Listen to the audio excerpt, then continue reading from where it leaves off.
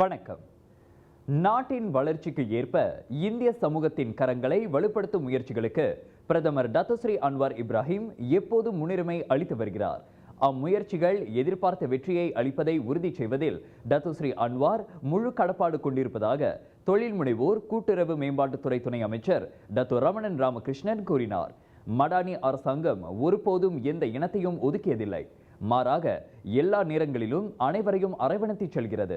ஆனால் பிரதமர் இந்திய சமூகத்தை ஒதுக்குவதாக கூறி குறிப்பிட்ட சில தரப்புகள் தங்களின் சொந்த ஆதாயங்களுக்காக வெறுப்பு அரசியலில் ஈடுபடுகிறார்கள்.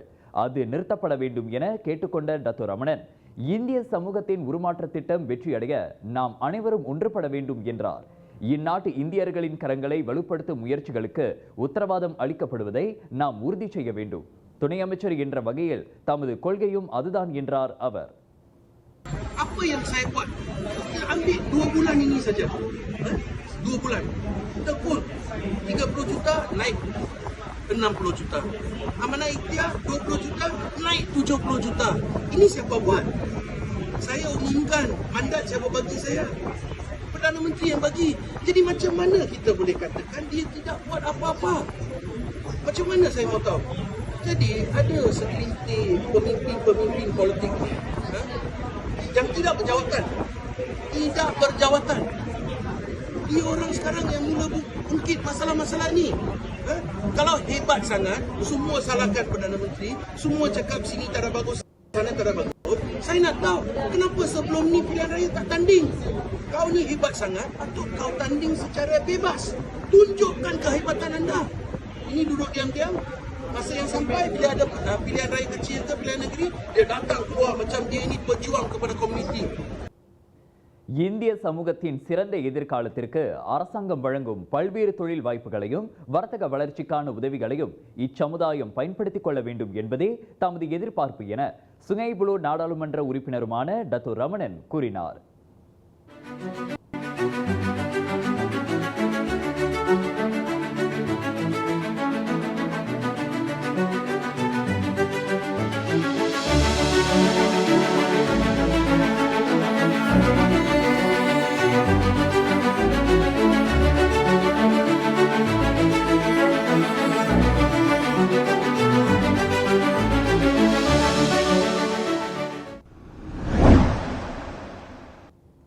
குவாலா குபுவாரு கேகேபி சட்டமன்ற இடைத்தேர்தல் பிரச்சாரத்திற்கான போஸ்டராகவும் ஸ்டிக்கராகவும் மாமன்னரின் புகைப்படங்களை பயன்படுத்தியதன் பேரில் உள்ளூர் ஆடவர்கள் 2 கைதாகியுள்ளனர். உலுஸ்லாங்கூர் மாவட்ட போலீஸ் தலைவர் சூப்பரிண்டென்டென்ட் அகமது ஃபைசால் தாரீம் அதனை உறுதிப்படுத்தினார். தேர்தல் குற்றங்கள் சட்டம் மற்றும் தேச நிந்தனை சட்டத்தின் கீழ் 3 நாட்களுக்கு அவர்கள் விசாரணைக்காக தடுத்து வைக்கப்பட்டுள்ளனர். அவ்விருவரில் ஒருவர் ஏற்கனவே ஒரு குற்றப்பதிவை கொண்டிருப்பதும் கண்டறியப்பட்டுள்ளது. குற்றம் நிரூபிக்கப்பட்டால் அவர்களுக்கு தேர்தல் குற்றங்கள் சட்டத்தின் கீழ் அதிகபட்சம் 2 ஆண்டுகள் சிறை தண்டனையும் 10,000 ரிங்கிட் அபராதமும், தேச நிந்தனை சட்டத்தின் கீழ் அதிகபட்சம் 3 ஆண்டுகள் சிறையும் 5,000 ரிங்கிட் அபராதமும் விதிக்கப்படலாம். முன்னதாக வைரலான புகைப்படத்தில் அவ்விரு ஆடவர்களும் பச்சை நிற மஸ்டா 4 சக்கர வாகனத்தில் ஏறி இருந்தது தெரிந்தது. அவ்வாகனத்தில் மாமன்னர் சுல்தான் இப்ராஹிம், பிரதமர் டத்தோஸ்ரீ அன்வார் இப்ராஹிம் ஆகியோரது புகைப்படங்கள் போஸ்டர்களாக வைக்கப்பட்டிருந்தன.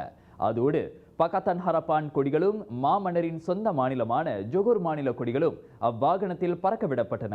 அதை கண்ட எதிர்கட்சியினரும் நெட்டிசன்களும் அரசியல் விவகாரத்தில் ஆட்சியாளர்களை இழுப்பதா என கண்டனம் தெரிவித்ததோடு சம்பந்தப்பட்டவர்கள் மீது உரிய நடவடிக்கை எடுக்க வேண்டும் என்றும் வலியுறுத்தினர்.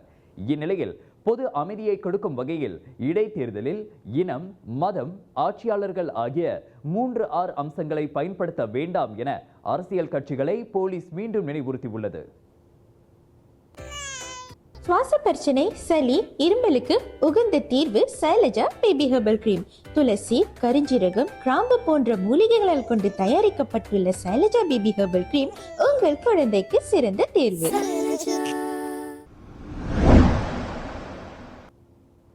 அரசாங்க நிறுவனம் ஒன்றின் தலைமை நிர்வாகி உள்ளிட்ட 3 மூத்த அதிகாரிகள் மலேசிய ஊழல் தடுப்பு ஆணையம் MACC-யால் கிளாந்தானில் கைது செய்யப்பட்டுள்ளனர். 45 முதல் 49 வயது வரையிலான அம்மூவரும் பல்வேறு அரசாங்க குத்தகைகள் தொடர்பில் தனிநபர்கள் மற்றும் நிறுவனங்களிடம் லஞ்சத்தை கேட்டு பெற்று வந்த சந்தேகத்தின் பேரில் கைதாகினர்.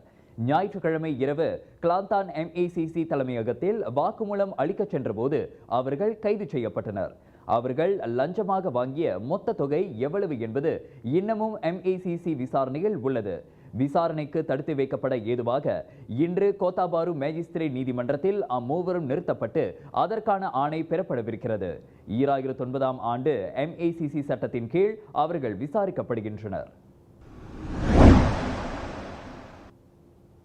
ஒரே வாரத்தில் தேசிய கால்பந்தாட்டக்காரர்களை உட்படுத்திய இரண்டாவது சம்பவமாக ஃபைசால் அலி மீது எரித்ராவக வீச்சு தாக்குதல் நடத்தப்பட்டுள்ளது. கோலாலம்பூர் கோத்தா டாமன்சாராவில் உள்ள பேரங்காடி ஒன்றில் ஞாயிற்றுக்கிழமை நண்பகலில் ஃபைசால் மீது மர்ம நபர்கள் ஆசிட் வீச்சு தாக்குதல் நடத்தினர். ஆசிய கிண்ண காற்பந்து போட்டியில் மிக அழகான கோல் அடித்ததற்கான விருதை வென்றவரான ஃபைசாலுக்கு அதில் 2ஆம் கட்ட தீப்புண்காயம் ஏற்பட்டிருப்பதை மருத்துவர்கள் உறுதிப்படுத்தினர்.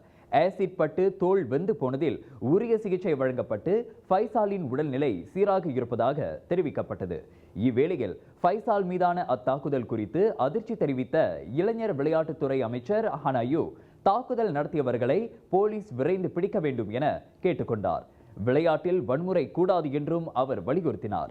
ஹரிமா மலாயா அணியில் ஃபைசாலின் சகாவான ஆக்கியா ரஷீத் கடந்த வியாழக்கிழமை குவாலத்ரங்கானுவில் கொள்ளையிடப்பட்டது குறிப்பிடத்தக்கது. காரில் இருந்து இறங்கிய வேகத்தில் அவரை மர்ம நபர் லட்டியால் தலையிலும் உடம்பிலும் தாக்கினார். ஆக்கியாரின் பணப்பை மற்றும் கைபேசியை எடுத்துக்கொண்டு சந்தேக நபர் தப்பியோடினார். காயங்களுடன் அவர் சுல்தானா நூர் ஜஹீரா மருத்துவமனையில் சிகிச்சைக்காக அனுமதிக்கப்பட்டார். இப்படி அடுத்தடுத்து தேசிய கால்பந்தாட்டக்காரர்களை குறிவைத்து தாக்குதல் மேற்கொள்ளப்பட்டிருப்பது உள்ளூர் கால்பந்து ரசிகர்கள் மத்தியில் அதிர்ச்சியையும் கவலையையும் ஏற்படுத்தியுள்ளது. ஜோகூர் குலுவாங்கில் ஆடவர் கும்பல் ஒன்று அபாயகரமான ஆயுதங்களால் தாக்கியதில் 30 வயது ஆடவர் படுகாயமடைந்தார். வெள்ளிக்கிழமை இரவு தமான் லியன் செங்கில் அச்சம்பவம் நிகழ்ந்தது.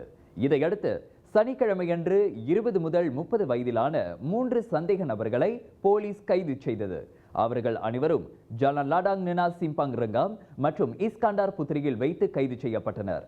இரும்பு கம்பி மற்றும் மோட்டார் பட்டறையில் பயன்படுத்தப்படும் கருவிகளால் தாக்கப்பட்டதில் சம்பந்தப்பட்ட ஆடவருக்கு உடல் முழுவதும் காயங்கள் ஏற்பட்டன. அதோடு அவரின் தாடை உடைந்து வலது கணுக்காலும் முறிந்து மருத்துவமனையில் சிகிச்சை பெற்று வருகிறார். அத்தாக்குதல் சம்பவத்தை குற்றவியல் சட்டத்தின் கீழ் விசாரித்து வரும் போலீஸ் தப்பியோடிய மேலும் சிலரை தேடி வருகிறது. முன்னதாக அக்கும்பல் அவ்வாடவரை சரமாரியாக தாக்கும் காட்சிகள் அடங்கிய சில காணொளிகள் வைரலானது குறிப்பிடத்தக்கது. ஸ்லாங்கூர் பத்தாங்காலி அருகே வார கடைசி விடுமுறையை கழிப்பதற்காக சென்ற போது தந்தையும் 2 பிள்ளைகளும் நீரில் மூழ்கி உயிரிழந்தனர். சுங்கை பாலாக் ஆற்றில் ஞாயிற்றுக்கிழமை காலை துயரச் சம்பவம் நிகழ்ந்தது. தகவல் கிடைத்து தீயணைப்பு மீட்புத்துறை வந்து தேடியதில் காணாமல் போன இடத்தில் இருந்து 30 மீட்டர் தொலைவில் அம்மூவரின் சடலங்களும் மீட்கப்பட்டன. உயிரிழந்தவர்கள் 43 வயது தந்தை, அவரின் 9 வயது பெண் பிள்ளை மற்றும் 6 வயது மகன் என அடையாளம் காணப்பட்டது. சம்பவத்தின் போது ஆற்றில் நீர்ப்பெருக்கு எதுவும் இல்லை என்றும் தெரிவிக்கப்பட்டது. கணவன், மனைவி மற்றும் 7 பிள்ளைகள் என ஒரு குடும்பமாக ஞாயிறு விடுமுறையை கழிக்க அவர்கள் அங்கு சென்றது தொடக்க கட்ட விசாரணையில் தெரிய வருகிறது. அதன் போது 2 பிள்ளைகள் ஆற்றில் விழுந்து தத்தளித்த போது அவர்களை காப்பாற்ற தந்தையும் ஆற்றில் குதிக்க கடைசியில் 3 நீரில் மூழ்கி மாண்டனர். பேரா ஈப்போவில் கேளிக்கை மையம் ஒன்றில் விபச்சாரத்தில் ஈடுபட்டு வந்த 24 கள்ளக்குடியேறிகள் கைதாகியுள்ளனர். ஞாயிற்றுக்கிழமை அதிகாலை ஈப்போ சுற்று வட்டாரத்தில் குடிநுழைவுத்துறையால் மேற்கொள்ளப்பட்ட ஓப்ஸ் கிகார் அதிரடி சோதனையில் அவர்கள் வசமாக சிக்கினர். கைதானவர்களில் 18 பேர் தாய்லாந்து பெண்கள், 5 வியட்நாமிய பெண்கள் மற்றும் 1 தாய்லாந்து ஆடவர் என பேரா குடிநுழைவுத்துறையின் இயக்குனர் மியோர் ஹெஸ்புல்லா மியோர் அப்துல் மாலிக் தெரிவித்தார். 20 முதல் 50 வயது வரையிலான அவர்கள் குடிநுழைவுத்துறை சட்டத்தின் கீழ் விசாரணைக்காக தடுத்து வைக்கப்பட்டுள்ளனர்.